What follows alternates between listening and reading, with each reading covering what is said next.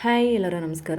ತುಮಕೂರು ಜಿಲ್ಲಾ ನ್ಯಾಯಾಲಯದಲ್ಲಿ ಸ್ಟೆನೋಗ್ರಾಫರ್ ಮತ್ತು ಟೈಪಿಸ್ಟ್ಗೆ ಹುದ್ದೆಗಳಿಗೆ ನೋಟಿಫಿಕೇಷನ್ಸ್ನ ಕರೆದಿದ್ದಾರೆ. ಅಧಿಕೃತವಾಗಿ ಅಧಿಸೂಚನೆನ ಹೊರಡಿಸಿದ್ದಾರೆ.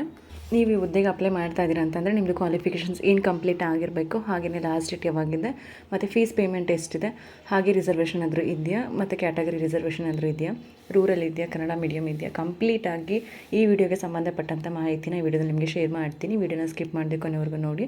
ಹಾಗೆ ನನ್ನ ಚಾನಲ್ಗೆ ಯಾರು ಸಬ್ಸ್ಕ್ರೈಬ್ ಮಾಡ್ಕೊಂಡಿಲ್ಲ, ಸಬ್ಸ್ಕ್ರೈಬ್ ಮಾಡ್ಕೊಂಡು ವಿಡಿಯೋ ನೋಡಿ. ಯಾರು ಸಬ್ಸ್ಕ್ರೈಬ್ ಮಾಡ್ಕೊಂಡಿದ್ದೀರಾ ಎಲ್ಲರಿಗೂ ಥ್ಯಾಂಕ್ ಯು ಅಂತ ಹೇಳ್ತಾ ವಿಡಿಯೋ ಸ್ಟಾರ್ಟ್ ಮಾಡೋಣ.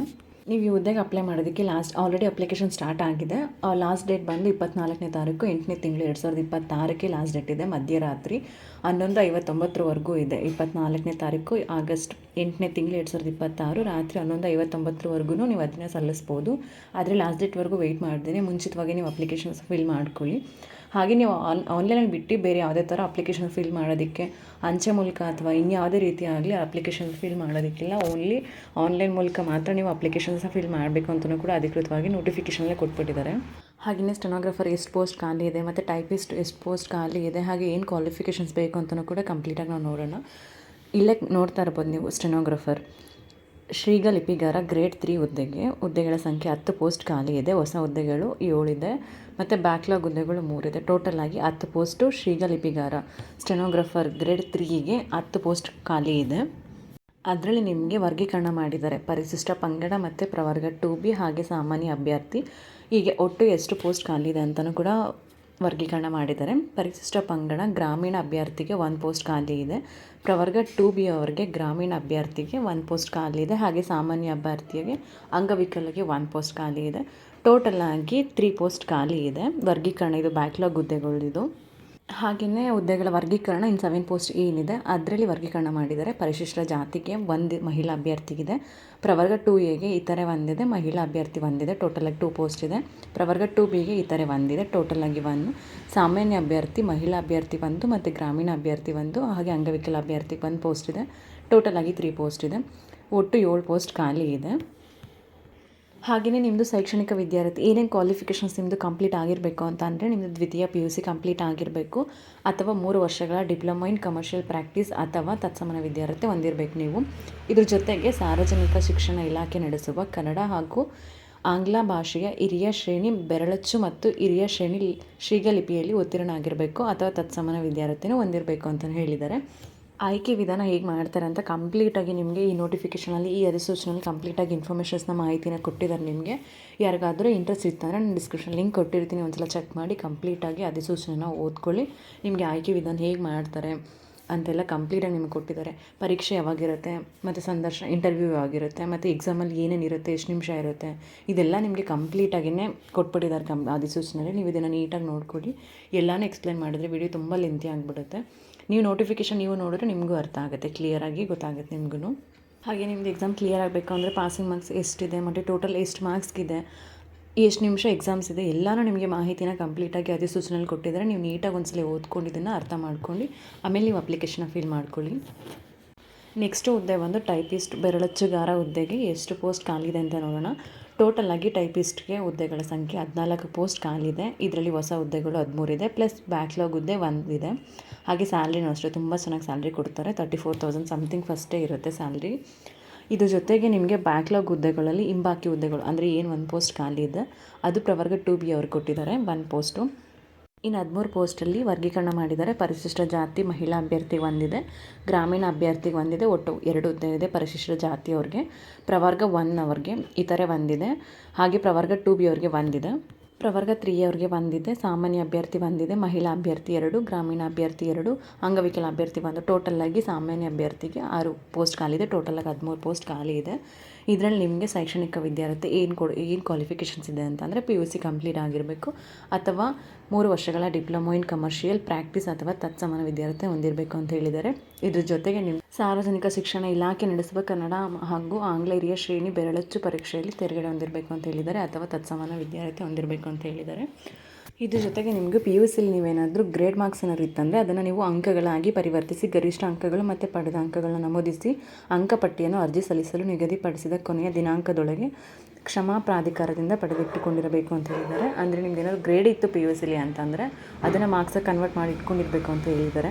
ಇದ್ರ ಜೊತೆಗೆ ಬೆರಳಚ್ಚುಗಾರ ಹುದ್ದೆ ಆಯ್ಕೆ ವಿಧಾನ, ಟೈಪಿಸ್ಟ್ ಹುದ್ದೆನ ಸೆಲೆಕ್ಷನ್ಸ್ ಹೇಗೆ ಮಾಡ್ತಾರೆ ಅಂತಲೂ ಕೂಡ ನಿಮಗೆ ಎಕ್ಸಾಮ್ಸ್ ಹೇಗೆ ಕಂಡಕ್ಟ್ ಮಾಡ್ತಾರೆ, ಎಷ್ಟು ನಿಮಿಷ ಎಕ್ಸಾಮ್ಸ್ ಇರುತ್ತೆ, ಟೋಟಲ್ ಮಾರ್ಕ್ಸ್ ಎಷ್ಟಿದೆ, ಪಾಸಿಂಗ್ ಮಾರ್ಕ್ಸ್ ಎಷ್ಟಿದೆ, ಹಾಗೆ ಇಂಟರ್ವ್ಯೂಗೆ ಎಷ್ಟು ಮಾರ್ಕ್ಸ್ ಇದೆ, ಇಂಟರ್ವ್ಯೂ ಡೇಟ್ ಯಾವಾಗ, ಇದೆಲ್ಲ ನಿಮಗೆ ಕಂಪ್ಲೀಟಾಗಿ ಅಧಿಸೂಚನೆಯಲ್ಲಿ ಕೊಟ್ಬಿಟ್ಟಿರ್ತಾರೆ. ನಿಮಗೆ ಈ ನೋಟಿಫಿಕೇಷನಲ್ಲಿ ಏನು ನೋಡ್ತಾ ಇದ್ದೀರಾ ನೀವು, ಇದರಲ್ಲಿ ಕಂಪ್ಲೀಟ್ ಮಾಹಿತಿ ಇದೆ. ನೀಟಾಗಿ ನೀವು ಇದನ್ನು ಒಂದು 2-3 ಸಲ ಓದ್ಕೊಂಡ್ರೆ ನಿಮ್ಗೆ ಅರ್ಥ ಆಗುತ್ತೆ.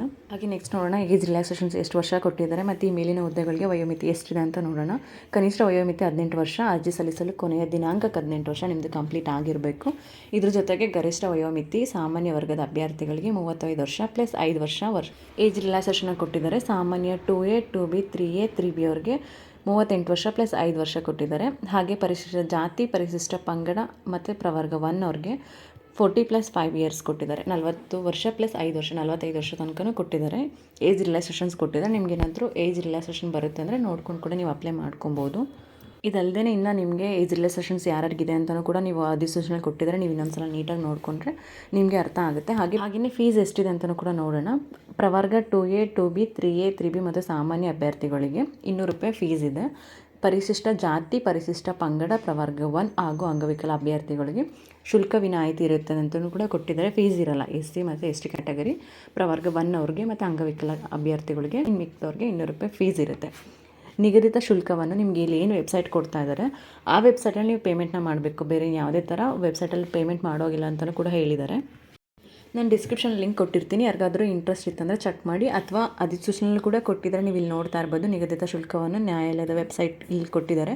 ನೀವು ಈ ವೆಬ್ಸೈಟ್ ಕೂಡ ಚೆಕ್ ಮಾಡ್ಕೊಂಡು ಇಲ್ಲಿ ಕೂಡ ನೀವು ಡೈರೆಕ್ಟಾಗೇ ಪೇಮೆಂಟ್ನ ಮಾಡ್ಬೋದು. ಅಪ್ಲಿಕೇಶನ್ ಫಿಲ್ ಮಾಡ್ಕೊಂಡು ಪೇಮೆಂಟ್ ಮಾಡಿದ ತಕ್ಷಣ ನೀವು ವೆರಿಫೈ ಮಾಡ್ಕೋಬೇಕು ಅಂತ ಕಂಪಲ್ಸರಿ, ಇದಕ್ಕೆ ಮ್ಯಾಂಡೇಟರಿ ಆಗಿರುತ್ತೆ. ನೀವು ವೆರಿಫೈನ ಮಾಡಿಕೊಳ್ಳೇಬೇಕು ಅಂತಲೂ ಕೂಡ ಹೇಳಿದ್ದಾರೆ. ನೀವು ಅಪ್ಲಿಕೇಶನ್ಸ್ ಹಾಕಬೇಕಾದ್ರೆ ಏನಾದರೂ ತಪ್ಪಾಗಿ ಏನಾದರೂ ರಿಜಿಸ್ಟರ್ ಮಾಡಿದ್ರೆ ಅಥವಾ ಇನ್ನೇನಾದರೂ ಫೀಸ್ ಪೇಮೆಂಟ್ ಮಾಡಿ ಏನಾದರೂ ಒಂದು ಮಿಸ್ಟೇಕ್ ಮಾಡಿದ್ರೆ ನೀವು ಅಪ್ಲಿಕೇಶನ್ ಆಗೋ ಟೈಮಲ್ಲಿ ನಿಮ್ಮದು ಅಪ್ಲಿಕೇಶನ್ ರಿಜೆಕ್ಟ್ ಆಗುತ್ತೆ ಮತ್ತು ಪೇಮೆಂಟ್ ಅಷ್ಟೇ ರಿಟರ್ನ್ ಬರಲ್ಲ ಅಂತಲೂ ಕೂಡ ಹೇಳಿದ್ದಾರೆ. ಇದಕ್ಕೆ ಯಾವುದೇ ಥರ ಪ್ರಾಧಿಕಾರ ಹೊಣೆ ಆಗಿರೋದಿಲ್ಲ ಅಂತಲೂ ಫಸ್ಟೇ ನೋಟಿಫಿಕೇಷನ್ ಕೊಟ್ಟಿದ್ದಾರೆ. ನೀವು ಅಪ್ಲಿಕೇಶನ್ ಫಿಲ್ ಮಾಡಬೇಕಾದ್ರೆ ನಿಮ್ಮದು ಏನು ಬರುತ್ತೆ ಸರ್ಟಿಫಿಕೇಟ್ ಇದೆಯಾ ಅವೆಲ್ಲ ಚೆಕ್ ಮಾಡ್ಕೊಂಡು ಅಪ್ಲಿಕೇಶನ್ ಫಿಲ್ ಮಾಡ್ಕೊಳ್ಳಿ. ಹಾಗೆ ಇಲ್ಲಿ ಕೊಟ್ಟಿದ್ದಾರೆ ಯಾವ ಕ್ಯಾಂಡಿಡೇಟ್ಸ್ ಅಪ್ಲೈ ಮಾಡ್ತಾ ಇದ್ದೀರಾ ಆನ್ಲೈನ್ ಮೂಲಕ ಅರ್ಜಿ ಭರ್ತಿ ಮಾಡೋ ಮುಂಚೆ ಈ ಕೆಳಕಂಡ ಸೂಚನೆಗಳು ಕಡ್ಡಾಯವಾಗಿ ತಿಳಿದುಕೊಂಡಿರಲೇಬೇಕು ಅಂತ ಹೇಳಿದ್ದಾರೆ. ಕೆಲವೊಂದೆಲ್ಲ ಇನ್ಸ್ಟ್ರಕ್ಷನ್ ಕೊಟ್ಟಿದ್ದಾರೆ. ನೀವು ಇದನ್ನೆಲ್ಲ ಚೆಕ್ ಮಾಡಿಕೊಂಡು ಅಪ್ಲಿಕೇಶನ್ ಫಿಲ್ ಮಾಡಬೇಕು ಅಂತ ಹೇಳಿದ್ದಾರೆ. ನಾನಿಲ್ಲಿ ಕೆಲವೊಂದು ಹೇಳ್ತೀನಿ, ಕಂಪ್ಲೀಟಾಗಿ ಅಧಿಸೂಚನೆ ನೀವೇ ಒಂದ್ಸಲ ನೋಡ್ಕೊಂಡು ಅದನ್ನೆಲ್ಲ ತಿಳ್ಕೊಂಡು ಆದಮೇಲೆ ನೀವು ಅಪ್ಲಿಕೇಶನ್ ಫಿಲ್ ಮಾಡಿ. ಏನೇನು ಡಾಕ್ಯುಮೆಂಟ್ಸ್ ರಿಕ್ವೈರ್ಡ್ ಇದೆ ಅಂತಲೂ ಕೂಡ ಕೊಟ್ಟಿದ್ದಾರೆ. ನೀವು ಈ ಹುದ್ದೆಗೆ ಅಪ್ಲೈ ಮಾಡಬೇಕಂದ್ರೆ ನಿಮ್ಮ ಹತ್ರ ಏನೇನು ಡಾಕ್ಯುಮೆಂಟ್ಸ್ ಇರಬೇಕು, ಹಾಗೆ ಏನೇನು ಅಪ್ಲೋಡ್ ಮಾಡಬೇಕು ನೀವು ಅಂತಲೂ ಕೂಡ ಕಂಪ್ಲೀಟಾಗಿ ಇನ್ಸ್ಟ್ರಕ್ಷನ್ ಕೊಟ್ಟಿದ್ದಾರೆ. ನೀವು ನೀಟಾಗಿ ಇದನ್ನು ಓದ್ಕೊಂಡೇ ಅಪ್ಲೈ ಮಾಡಬೇಕು ಅಂತಲೂ ಕೂಡ ಫಸ್ಟೇ ಹೇಳಿದ್ದಾರೆ. ಪಾಸ್ಪೋರ್ಟ್ ಸೈಜ್ ಫೋಟೋ ಇರಬೇಕು, ಇದರಲ್ಲಿ ವೈಟ್ ಬ್ಯಾಕ್ಗ್ರೌಂಡೇ ಇರಬೇಕು, ಮತ್ತು ಇಷ್ಟು KB ಒಳಗಡೆ JPG ಫಾರ್ಮೆಟೆಲ್ಲ ನೀವು ಅಪ್ಲೋಡ್ ಮಾಡಬೇಕು. ಇದೆಲ್ಲ ಕೆಲವೊಂದೆಲ್ಲ ಇನ್ಸ್ಟ್ರಕ್ಷನ್ ಕೊಟ್ಟಿದ್ದಾರೆ. ನೀವು ಇದನ್ನೆಲ್ಲ ನೀಟಾಗಿ ನೋಡ್ಕೊಂಡು ಆಮೇಲೆ ನೀವು ಅಪ್ಲಿಕೇಶನ್ನ ಫಿಲ್ ಮಾಡ್ಕೊಳ್ಳಿ. ಏನೇನಿದೆ ಅಂತ ಕಂಪ್ಲೀಟಾಗಿ ನಾನು ಎಕ್ಸ್ಪ್ಲೈನ್ ಮಾಡ್ತಾ ಹೋಗ್ತಿದ್ರೆ ವಿಡಿಯೋ ತುಂಬ ಲೆಂತಿ ಆಗಿಬಿಡುತ್ತೆ. 1 ಅವರ್ ವೀಡಿಯೋನೇ ಆಗಿಬಿಡುತ್ತೆ, ನಿಮಗೂ ನೋಡೋದಕ್ಕೆ ಬೇಜಾರಾಗಿಬಿಡುತ್ತೆ.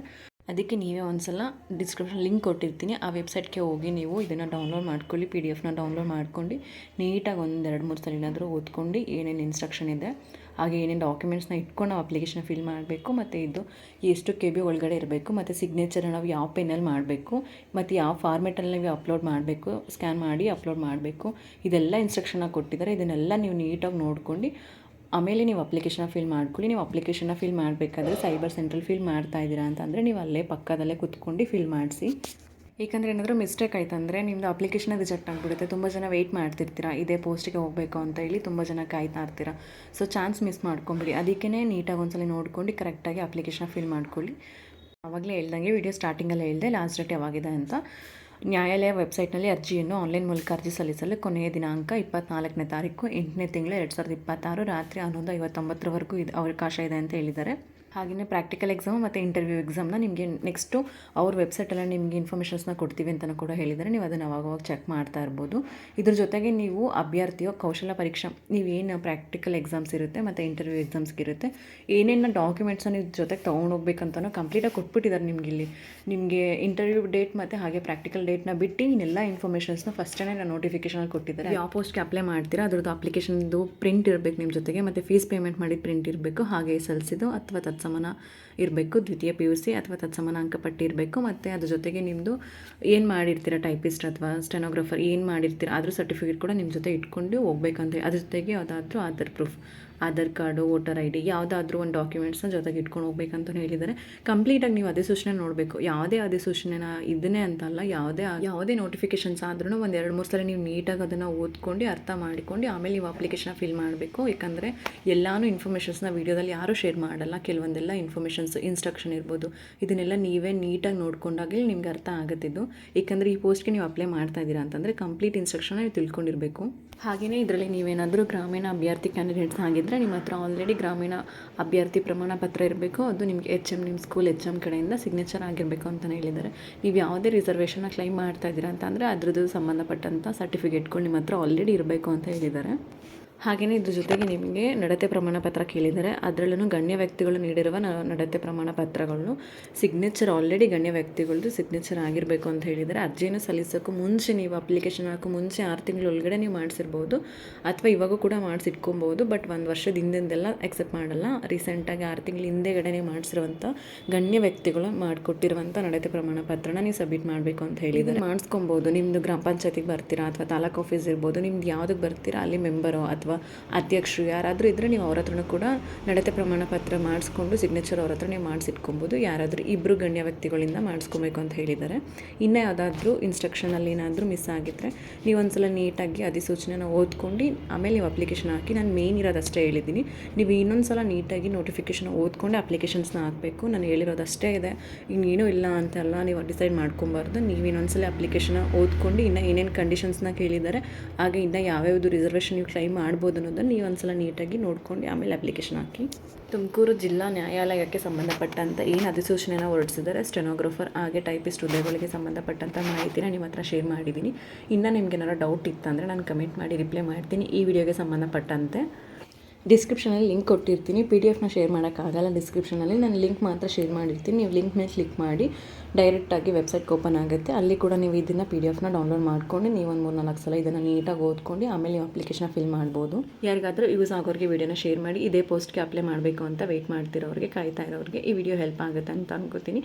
ಇನ್ನು ನನ್ನ ಚಾನಲ್ಗೆ ಯಾರು ಸಬ್ಸ್ಕ್ರೈಬ್ ಮಾಡ್ಕೊಂಡಿಲ್ಲ, ಸಬ್ಸ್ಕ್ರೈಬ್ ಮಾಡ್ಕೊಂಡು ವಿಡಿಯೋ ನೋಡಿ. ಯಾರು ಸಬ್ಸ್ಕ್ರೈಬ್ ಮಾಡ್ಕೊಂಡಿದ್ದೀರಿ ಎಲ್ಲರಿಗೂ ಥ್ಯಾಂಕ್ ಯು ಅಂತ ಹೇಳ್ತಾ ನೆಕ್ಸ್ಟ್ ವಿಡಿಯೋದಲ್ಲಿ ಸಿಗೋಣ. Thank you.